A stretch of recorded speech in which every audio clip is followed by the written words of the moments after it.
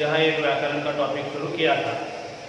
इस टॉपिक में हमने शब्दों के मुख्य दो भाग विकारी और अविकारी इनके बारे में प्राथमिक स्वरूप से जानकारी प्राप्त की है। उसमें विकारी शब्द के जो चार भेद है संज्ञा, सर्वनाम, विशेषण और क्रिया, इनके बारे में विस्तृत जानकारी शुरू की थी। उसमें से सबसे पहला जो विकारी शब्द है संज्ञा। हर संज्ञा के बारे में पिछले तासिका में हमने परिभाषा भी देखी है और संज्ञा के उदाहरण भी देखे। तो संज्ञा की परिभाषा आपने अपने कापी में लिख ली होगी। परिभाषा अच्छी तरह से आपने याद कर ली होगी। परिभाषा आपने लिखी है कापी में जिन शब्दों से व्यक्ति, वस्तु, प्राणी, स्थान, गुण या भाव, इनके नामों का जिन शब्दों से ज्ञान होता है या इन शब्दों से आपको इन सभी चीजों का ज्ञात होता हो, उन शब्दों को हम संज्ञा कहते हैं।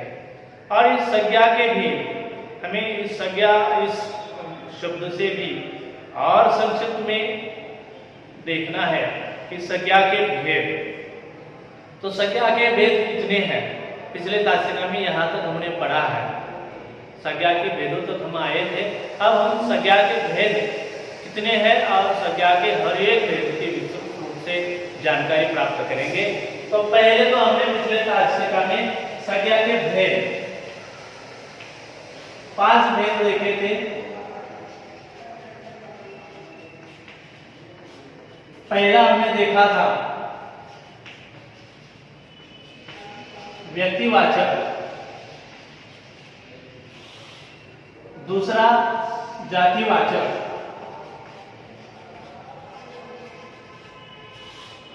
तीसरा भाववाचक, चौथा द्रव्यवाचक और पांचवा समूहवाचक। यहाँ हमने 5 भेद संज्ञा के देखे थे। व्यक्तिवाचक संज्ञा, जातिवाचक संज्ञा, भाववाचक संज्ञा, द्रव्यवाचक संज्ञा और समूहवाचक संज्ञा। यह 5 संज्ञाओं के मुख्य रूप से भेद है। तो इसके बारे में भी आपको विस्तृत रूप से जानकारी प्राप्त करनी है। इस ऑनलाइन तासिका में हम आज इन्हीं 5 मुद्दों पर हम जानकारी प्राप्त करेंगे। तो सबसे पहले हम जाते हैं व्यक्तिवाचक संज्ञा की ओर। तो पहला है व्यक्तिवाचक संज्ञा, अपने कापी में लिख लो। पहला है व्यक्तिवाचक संज्ञा।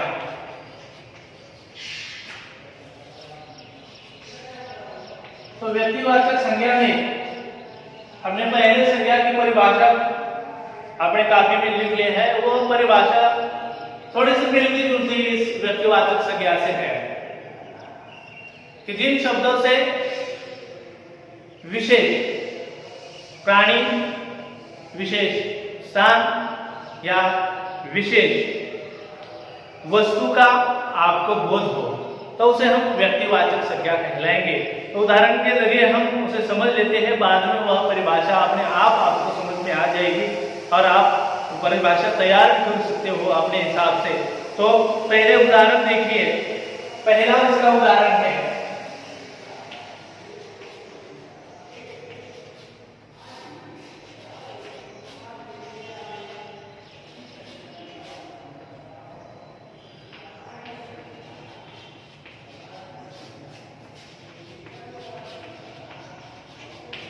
पहला उदाहरण आपने कापी में लिख लो।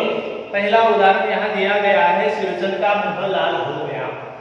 यह आपके लक्ष्मी पाठ का यह उदाहरण है। आपकी पाठ्य किताब जो है लक्ष्मी जो पाठ है उसमें से यह उदाहरण लिया गया है। तो यह उदाहरण अच्छी तरह से लिख लीजिए। आप इन उदाहरण के जरिए हम परिभाषा तैयार करेंगे। दूसरा उदाहरण लिख लीजिए, टैक्सी से हम मड़गांव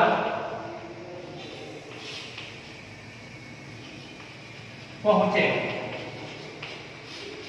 दूसरा उदाहरण लिख लीजिए, टैक्सी से हम मड़गांव पहुंचे। यह दूसरा उदाहरण अपने कापी में लिख लीजिए। उसके बाद तीसरा उदाहरण है रहमान लक्ष्मी को रहमान ने लक्ष्मी को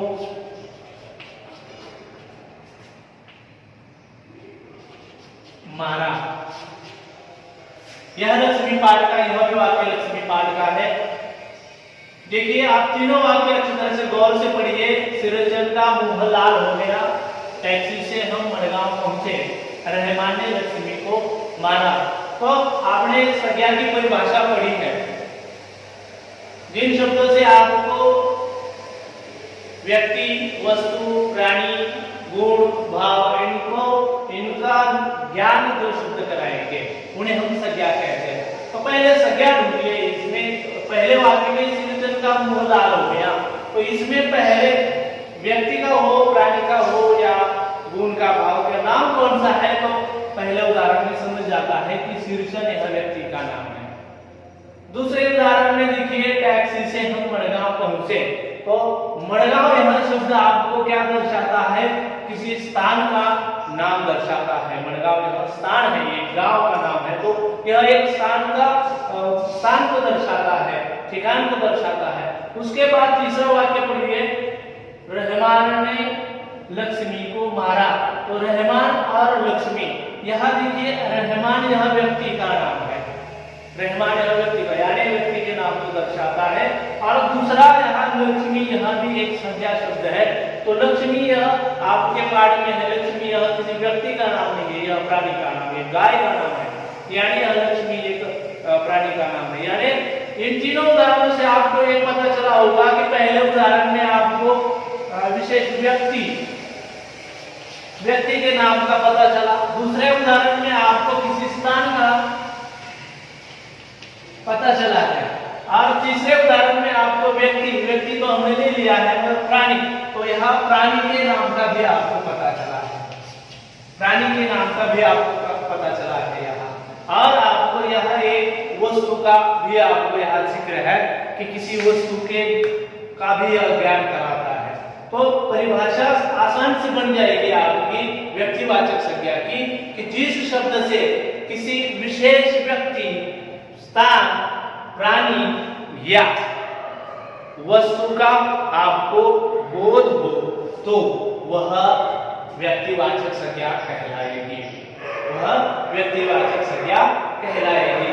किसी व्यक्ति, किसी प्राणी, किसी स्थान या वस्तु का बोध कराने वाले शब्द को हम व्यक्तिवाचक संज्ञा कहेंगे। तो परिभाषा लिख लीजिए।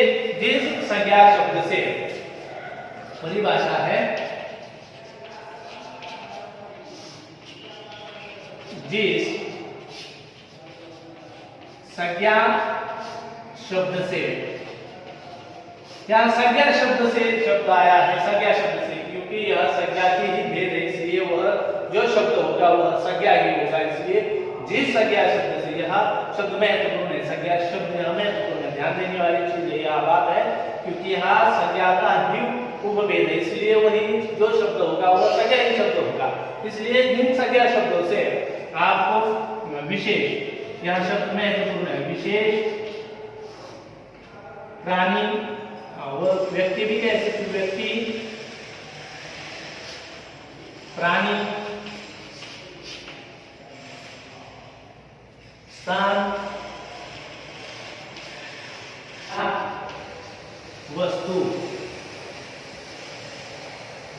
वस्तु का ज्ञान हो,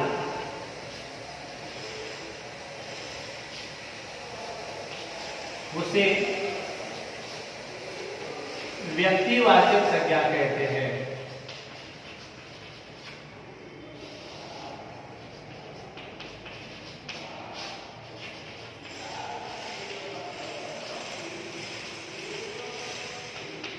तो आसान से बनती है आपकी व्यक्तिवाचक संज्ञा की, यानी किसी विशेष, जिन संज्ञा शब्दों से विशेष व्यक्ति, प्राणी, स्थान या वस्तु का ज्ञान हो उसे व्यक्तिवाचक संज्ञा कहलाएगी।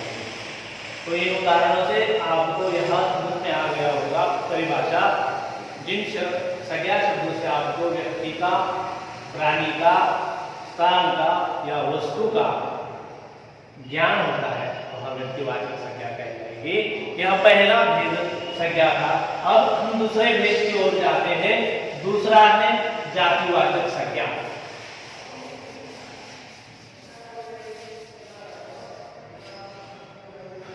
दूसरा भेद है जातिवाचक संज्ञा। अब जातिवाचक संज्ञा के भी उदाहरण पहले हम देखेंगे, उसके बाद परिभाषा तैयार करेंगे। तो पहले यहाँ ज्ञान सिंह ने एक जर्सी गाय खरीदी। ज्ञान सिंह ने एक जर्सी गाय खरीदी। यहां दूसरा उदाहरण देखिए, भारत में सम्राट भिक्षु के समान रहते हैं। भारत में सम्राट भिक्षु के समान रहते हैं। दूसरा उदाहरण है। और एक उदाहरण देखिए, अब तथ्य को उधर मोड़ दो। तीनों उदाहरण अंत तरह से पढ़िए। यहाँ जातिवाचक संज्ञा है। जाति शब्द का है, आपको पता चलेगा जाति शब्द से ही आपको किसी वर्ग का विशेष जाति का बोध कराने वाले, विशेष समूह का बोध कराने वाले संज्ञा शब्द होंगे। तो यहाँ देखिए, ज्ञान सिंह ने एक जर्सी गाय खरीदी। इस वाक्य में आपको किसी एक विशेष समूह का बोध कराने वाले या किसी विशेष जाति का बोध कराने वाले संज्ञा शब्द कौन सा दिखाई दे रहा है? तो यहाँ मुझे लगता है पहले वाक्य में यहाँ गाय शब्द एक वर्ग का, एक समूह का बोध करने वाला शब्द है, एक जाति का बोध करने, गायों के जाति का बोध करने वाला शब्द है, उन समूह का नेतृत्व करने वाला एक शब्द है, उनके पूरे गाय के पूरे जाति का वह नेतृत्व करने वाला एक शब्द है। इसलिए गाय शब्द यहाँ जाति का बोध करने वाला शब्द कहलाया जाएगा। दूसरा उदाहरण देखिए, भारत में सम्राट भिक्षु के समान रहते थे। तो यहाँ भिक्षु, यहाँ शब्द एक जाति का बोध कराने वाला, एक समूह का बोध कराने वाला, यानी भारत में सम्राट भिक्षु के समान रहते हैं। भिक्षु यह शब्द यानी अपने धर्म का प्रसार करने वाले जो व्यक्ति होते हैं, वह घर घर जाकर वह अपने धर्म का प्रसार करते हैं, उन्हें यहाँ भिक्षु कहा गया है। भिक्षु यानी आप जो रास्ते पर देखते हुआ भिक्षु या नहीं आप इसका यह है कि अपने धर्म का, बौद्ध धर्म के बौद्ध धर्मीय भिक्षु शब्द का इस्तेमाल होता है। तो वहाँ भिक्षु यानी धर्म का प्रसार करने वाले जो लोग हैं उन्हें भिक्षु कहा गया है। तो उनके पूरे वर्ग को भिक्षु कहा जाता है। तो यहाँ उनके जाति का, भिक्षु के जाति का बोध करने वाला शब्द है। तो यहाँ भिक्षु यह शब्द जातिवाचक शब्द कहलाएगा। उसके बाद है अब तथ्य को उधर मोड़ दो। तो तथ्य यह शब्द तथ्य की जाति का बोध कराने वाला है, यानी बैठने का जो आसन है उसे तथ्य कहा जाता है। तो उनके बहुत सारे प्रकार होते हैं, बैठने के आसन के बहुत सारे प्रकार हैं, मगर उनके पूरे जाति का बोध कौन कराएगा? तो तथ्य यह शब्द कराएगा। तो यहाँ आपके समझ में आ गया होगा कि प्राणी की हो या स्थान की हो या वस्तु की हो, यहाँ प्राणी की, स्थान की या वस्तु की, इनके जाति का बोध कराने वाले शब्द यानी जातिवाचक शब्द कहेंगे। तो परिभाषा बन जाती है, परिभाषा आसान हो जाती है, आपके दिमाग में बन जाती है, तैयार हो जाती है। जिस संज्ञा शब्द से, जिस संज्ञा शब्द से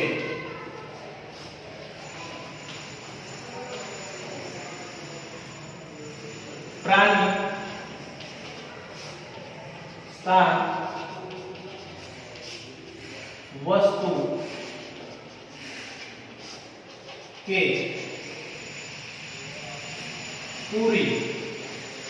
यहाँ पूरी जाति, यहाँ शब्द महत्वपूर्ण है। पूरी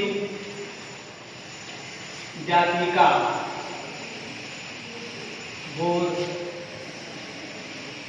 कराने वाले शब्द को या संज्ञा शब्द को जातिवाचक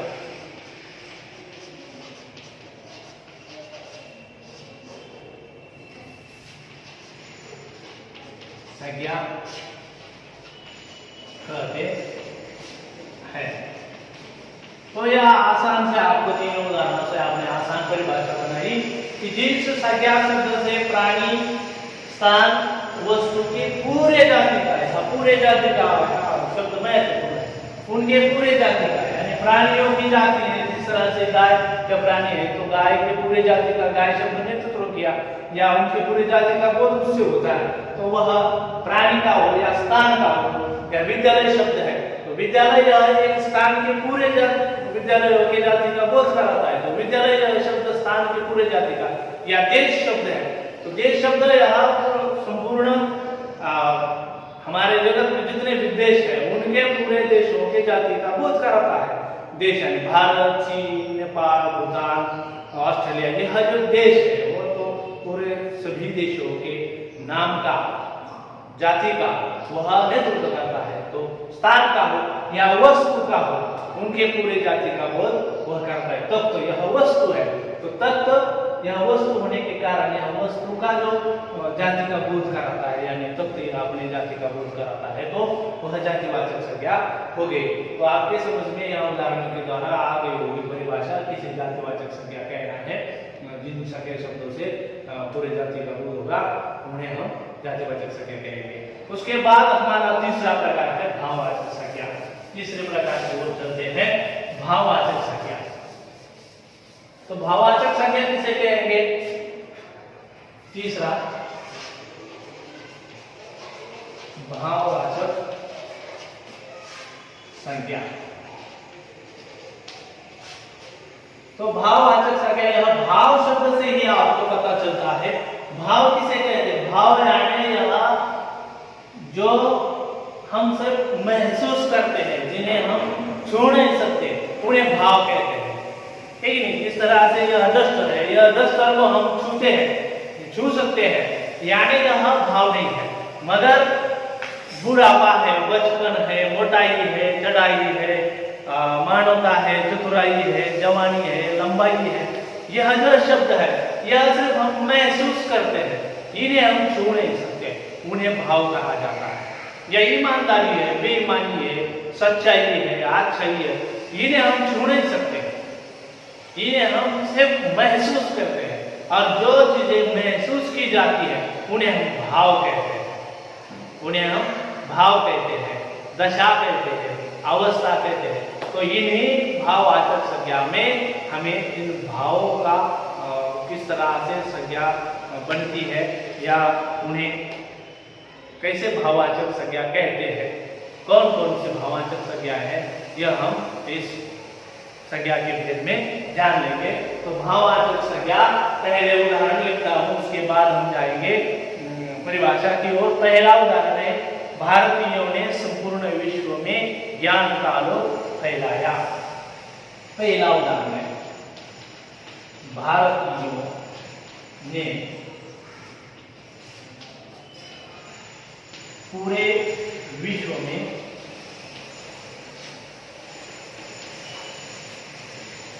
ज्ञान का आलोक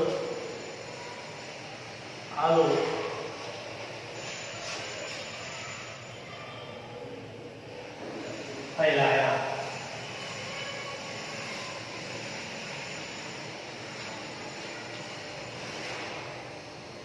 पहला उदाहरण। दूसरा उदाहरण देखिए, रहमान ने बेदर्दी से गाय को पीट डाला। रहमान ने गाय को बेदर्दी से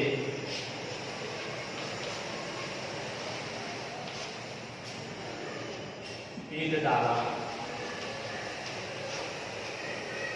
यहाँ देखिए दोनों ही उदाहरण है, वह दोनों उदाहरणों से हम समझ लेंगे कि वह भाववाचक संज्ञा कैसी है। तो यहाँ पहले उदाहरण में देखिए, भारतीयों ने पूरे विश्व में ज्ञान का आलोक फैलाया। तो यहाँ आलोक शब्द के नीचे देखा नहीं है। तो यहाँ आलोक शब्द यानी आलोक शब्द का अर्थ है प्रकाश। तो आलोक शब्द का अर्थ क्या है? प्रकाश। यानी यहाँ हमने देखा है भाव किसे कहा गया है कि जिसे हम सिर्फ महसूस करते हैं। तो प्रकाश को हम सिर्फ महसूस करते हैं मगर छू नहीं सकते, यानी वह भाव है। तो वह भाव हो गया। उसके बाद रहमान ने गाय को बेदर्दी से पीट डाला। बेदर्दी यानी इसे भी हम छू नहीं सकते, सिर्फ महसूस करते हैं बेदर्दी से। यह रहमान का भाव है, उन्हें बेदर्दी से पीटा है, किसी भी विचार न करते हुए उसने पीटा है, यानी यह सिर्फ भाव है। तो हम यह परिभाषा इसकी आसानी से बना सकते हैं कि जिस संज्ञा शब्द से भाव, गुण, अवस्था या दशा का बोध हो, भाव, गुण, दशा या अवस्था का, यानी उदाहरण के तौर पर यहाँ भाव, गुण, अवस्था और दशा, यह चार शब्द का यह अंतर्भाव है। भाव तो बता दिए जो छोटे छोटे गुण यानी ईमानदारी, बेईमानी, अच्छाई, अवस्था बचपन, यौवन, प्रौढ़, बुढ़ापा, यह अवस्थाएं हैं। दशा यह गरीब दशा। तो यह जो शब्द है जो कि भाव, गुण, अवस्था या दशा को दर्शाएंगे उन्हें हम भाववाचक संज्ञा कहेंगे। इसकी परिभाषा लिख लीजिए।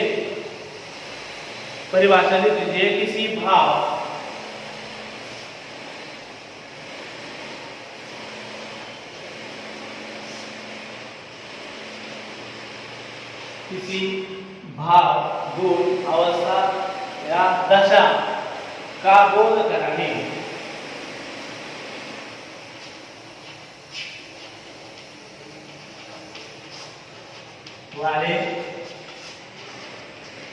संज्ञा शब्द